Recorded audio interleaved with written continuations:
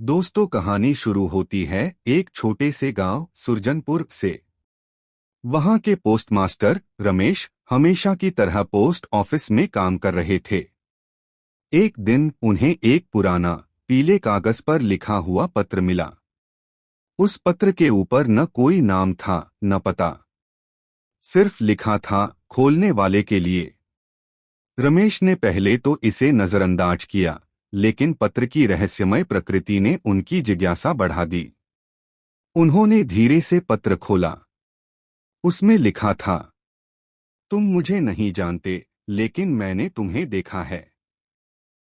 अगर तुम सच्चाई जानना चाहते हो तो कल रात 12 बजे गांव के पुराने कुएं पर आना, वो भी अकेले।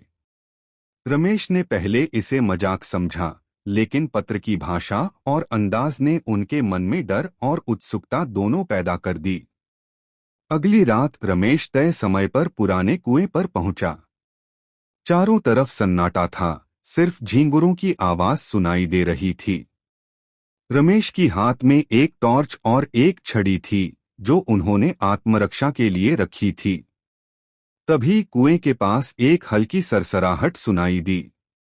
उन्होंने टॉर्च की रोशनी वहां डाली, लेकिन कुछ नहीं दिखा। तभी पीछे से एक धीमी आवाज आई, मुझे यकीन था तुम जरूर आओगे। रमेश ने जल्दी से पीछे मुड़कर देखा। वहां एक बुजुर्ग आदमी खड़ा था, जिसकी आंखें गहरी और चेहरा गंभीर था। रमेश ने घबराकर पूछा, आप कौन हैं? और ये पत्र क्यों भेजा? बुजुर्ग ने गहरी सांस ली और कहा, सुरजनपुर की इस जमीन के नीचे एक ऐसा राज छिपा है जो सदियों से दबा हुआ है। मैं चाहता हूं कि तुम इसे दुनिया के सामने लाओ।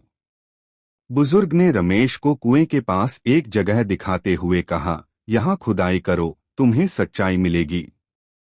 रमेश ने अगली सुबह गांव के कुछ लोगों को साथ लिया और वहां खुदाई शुरू की। कुछ ही घंटों में उन्होंने एक लोहे का संदूक निकाला। संदूक को खोलने पर उसमें पुराने सिक्के, गहने और कुछ दस्तावेज निकले।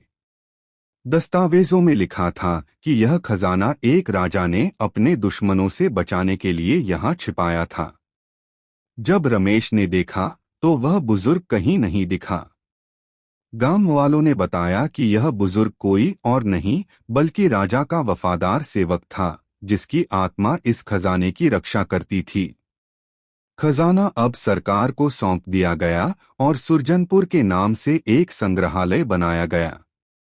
लेकिन रमेश के दिल में हमेशा एक सवाल बाकी रहा, वह बुजुर्ग असली था या सिर्फ एक छाया? सस्पेंस अब भी जिंदा है। दोस्तों, वीडियो अच्छा लगे तो लाइक, शेयर और चैनल को सब्सक्राइब अवश्य करें। धन्यवाद।